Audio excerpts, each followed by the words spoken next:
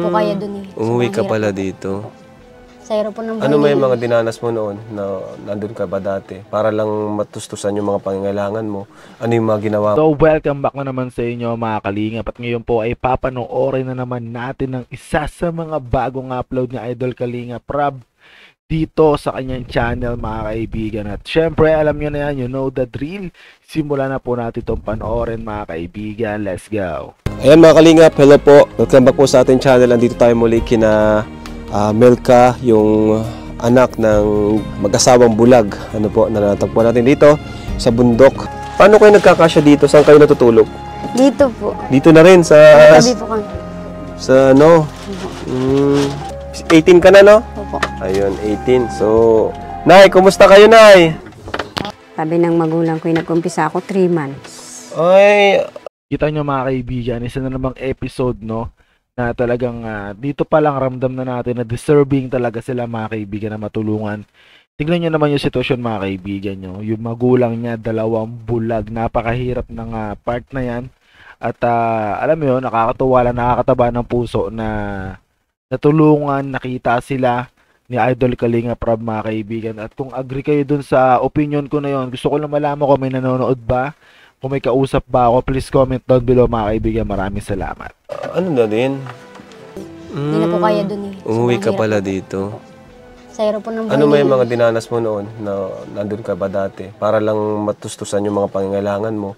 Ano yung mga ginawa mo? Katulad po nung halos nung pumasok na po ako sa junior high school.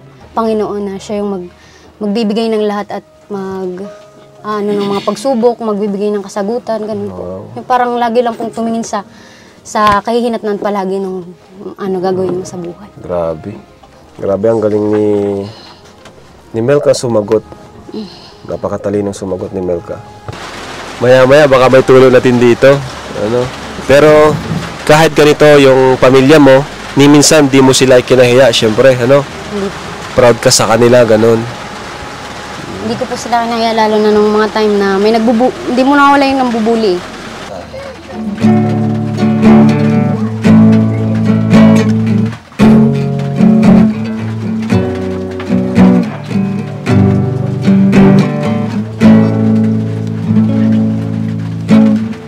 Pusong dalisay, isang pusong sa'yo'y walang alinlangan.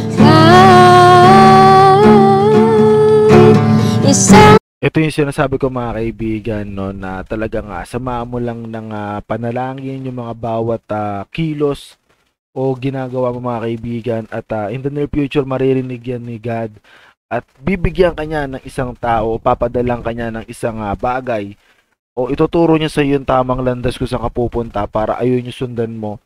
Medyo matagal, medyo mahirap, pero worth it yung paghihintay mo dyan mga kaibigan. Kaya sa mga nahihirapan dyan sa buhay, sa mga alam mo yun na feeling nila ay wala nang makakatulong sa kanila, palagi lamang po kayo magdasal, ipikit ang inyong mga mata at ihiling no, na ayun, lumipas yung paghihirap na dinadaanan nyo dahil once na malampasan nyo yan, napakaganda ng blessings na nasa dulo nyan, no?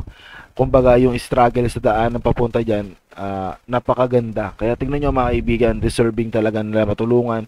At nakakatuwa dahil sa Idol Kalingap Rab hanggang ngayon tumutulong pa rin. Alam mo yon, talagang inspired ako. Kaya mga kaibigan, sana matulungan nyo rin ako na this year ay makatulong po tayo dito naman sa Metro Manila sa ating mga kababayan. Kahit lamang po sa simpleng bagay, for example, yung mga bigas, groceries, yung mga appliances na simple lang mga kaibigan, kettle, yung initan ng tubig, kettle, rice cooker, malaking bagay na po yung mga kaibigan. No, tuloy na muna natin. Ang pusong itinitibo na ika'y parang alam. May mga kaklase din po ako nag-sorry sa akin kasi akala nila yung pag-aalis ko ay nagagala lang ako. Hindi nila alam yung ginagawa ko. Kaya nag-sorry po sila sa akin. Kadalasan mga kaklase ko po. Wala ka, akala ay nagagala lang. Nagagala lang or ano. Hindi nila alam yung buhay mo ay, ayan, bulag yung magulang. So, kailangan ka talaga nila, di ba? Ikaw yung gabay nila eh. Pag naglalakad sila, No? Pag naglalakad ba sila, palagi kayong nandyan? Po yung, lalo na po yung maliliit kong kapatid. Sila po yung halos nag-aano sa kanila. Ikaw, ano? Abishay. Abishay? Ikaw yung nag-aakay sa mama at papa mo? Ikaw? Hindi ka napapagod? Hindi po. Bakit? Ba't di ka napapagod? Mahal mo si mama at papa mo? Bakit mo mahal sila mama at papa mo, Abishay? Kasi? Dahil po sa pag-aalaga po sa akin. Kuya mama po. Kaya di ka napapagod na alalayan sila? Kahit saan pumunta? Kahit saan pumunta si mama at papa mo, kasama ka? Opo. Wow, grabe, nakaka-proud naman tong batang to. Bakit di mo iniiwan sila pa naglalakad? Baka po mabangga. So, ayan po mga kalingap, thank you po sa panonood sa kwento ng buhay nila Melka at ang kanyang pamilya. So, bibigay po tayo sa kanilang pera bilang tulong po sa pamilya nila habang tayo wala dito. Bigyan natin sila ng panggastos sa araw-araw. Ano? And nakaraan po, nagbigay tayo ng 5,000 plus yung groceries natin na binigay natin sa kanila sa kabigas. Ngayon naman, nabigay tayo ng 4,000.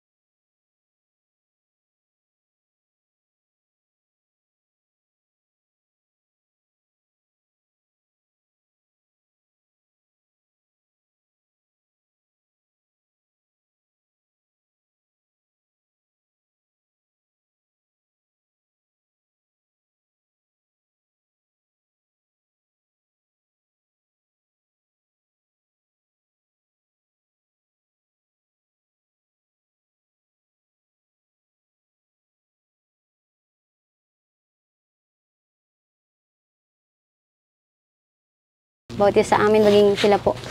Sila Kalinga Rab po para po patuloy po silang makatulong sa mga katulad namin. Maraming salamat po. Hey, thank you. Bye-bye. Bye-bye po. Nay, punta na kami, Nay, ha?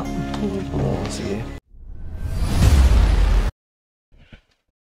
So ayun mga kaibigan, napanood na naman po natin ang isa sa mga bagong upload ni Idol Kalinga Prab mga kaibigan na patungkol nga po dito. At talagang nakakataba talaga ng puso mga kaibigan. Wala na ako ibang masabi kundi deserving talaga.